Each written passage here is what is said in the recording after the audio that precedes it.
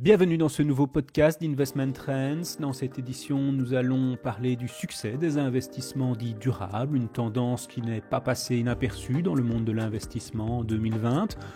Tout d'abord, me direz-vous, qu'est-ce qu'un investissement durable ? Eh bien, le terme est assez large, tout comme l'univers des investissements durables. L'an dernier, plus de 500 nouveaux fonds sont venus compléter l'offre européenne des investissements durables. Et ce qui est durable pour moi ne le sera peut-être pas ou pas suffisamment pour vous.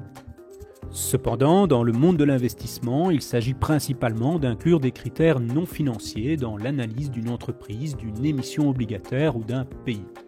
En outre, certaines activités controversées seront évitées, telles que par exemple la production d'armes ou de tabac.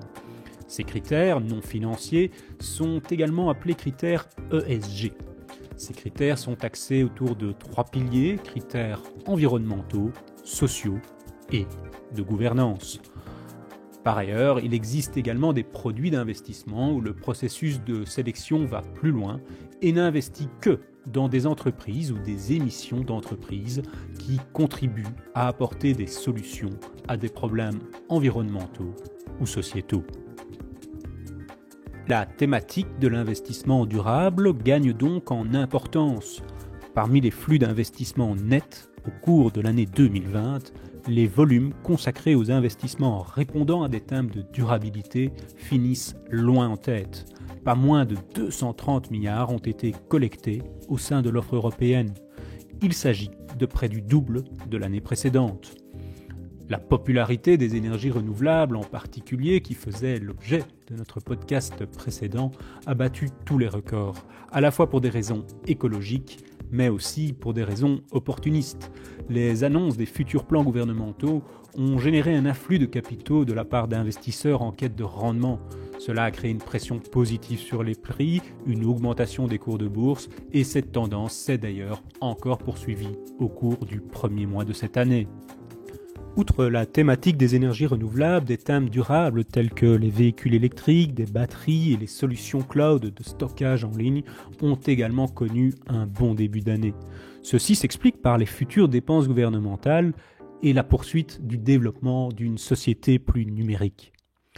Pensez simplement au déploiement des formations professionnelles via e-learning plutôt que sur le lieu de travail dans une salle traditionnelle, ou encore à la transition d'une infrastructure informatique classique avec des serveurs physiques et des logiciels vers une plateforme virtuelle.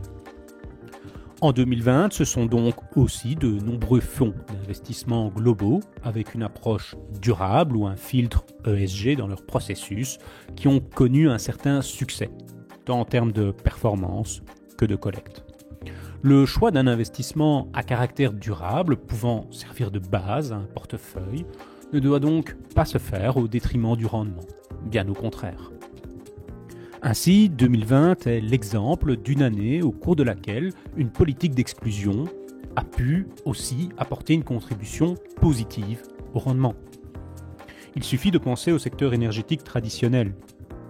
Dans ce secteur, les compagnies pétrolières ordinaires, telles que BP ou Royal Dutch Shell, ont été sévèrement sanctionnées par le déclenchement de la pandémie du Covid-19 et la récession économique qui s'en est suivie. Ceci a donc finalement été positif pour les fonds durables, qui n'investissent pas dans ces entreprises en raison de leur politique d'exclusion dans le cadre de leur démarche de durabilité. Bien sûr, un jour, l'inverse peut aussi se produire si un secteur ou une activité qui ne cadre pas avec une optique durable réalise de solides prestations. Néanmoins, ces dernières années ont prouvé qu'une approche durable peut aller de pair avec de bons rendements. Si vous avez des questions concernant ce podcast ou si vous souhaitez en savoir plus sur l'expertise de la banque Nagel-Makers, n'hésitez pas à nous contacter via notre site web. Merci pour votre écoute et si cela vous a plu, suivez-nous sur les réseaux.